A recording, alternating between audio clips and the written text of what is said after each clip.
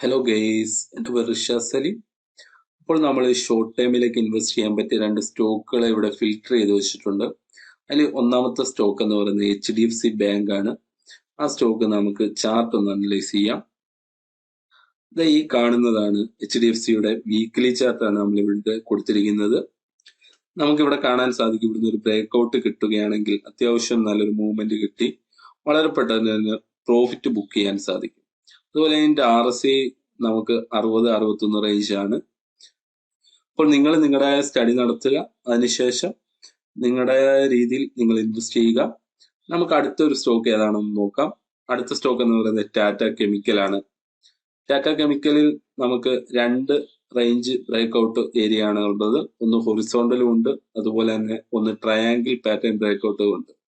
അപ്പോൾ നമുക്ക് ഇവിടെ ഈ രണ്ട് റേഞ്ച് ഏരിയയിൽ നിന്നും ഇവിടെ നമുക്കൊരു ബ്രേക്ക് ഔട്ട് കിട്ടുകയാണെങ്കിൽ നല്ലൊരു മൂവ്മെന്റ് വളരെ പെട്ടെന്ന് തന്നെ കിട്ടും.